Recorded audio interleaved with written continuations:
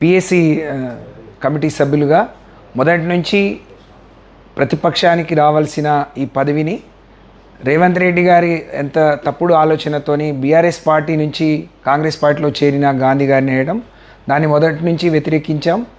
ఈరోజు కూడా అదే నిర్ణయానికి మేము కట్టుబడి ఉన్నాం. పోయిన సమావేశంలోనే మా గౌరవ సభ్యులు ప్రశాంత్ రెడ్డి గారు, రమణ గారు, కమలాకర్ గారు మేమందరం కూడా చెప్పాం, ఇది పార్లమెంట్ అసెంబ్లీ సాంప్రదాయాలకు విరుద్ధంగా మీరు పనిచేశారు, ఇది సరి అయింది కాదు. ఆయన అసలు బీఆర్ఎస్ పార్టీయా కాంగ్రెసా? కాంగ్రెస్ పార్టీ అయితే బీఆర్ఎస్ పార్టీకి ఎందుకు ఇవ్వలేదు? బీఆర్ఎస్ పార్టీకి ఇచ్చి ఉంటే కేసీఆర్ గారి ఆలోచన మేరకు వారిచ్చిన పేరుని ప్రకటించాల్సిన మీరు మా పార్టీ ఎవరిని ఇవ్వాలనేది కూడా నిర్ణయించడానికి మీకు హక్కు లేదు, కాబట్టి ఇది సరి అయింది కాదు అని చెప్పాం.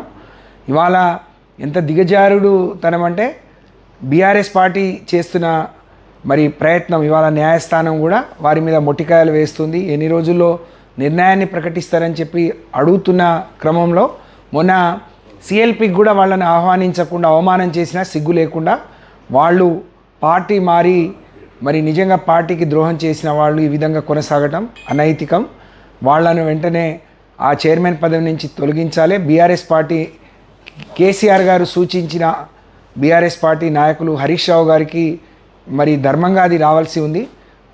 నామినేషన్ వేయని గాంధీని వేశారు, కానీ నామినేషన్ వేసిన హరీష్ రావు గారిని ఎందుకు తిరస్కరించారో చెప్పలేదు. కాబట్టి మరి ఈ విషయాన్ని ఆఖరి వరకు కూడా మేము ఇదే పోరాటం కొనసాగిస్తాం. మీ నిర్ణయం మార్చుకోమని చెప్పి మేము డిమాండ్ చేస్తాం.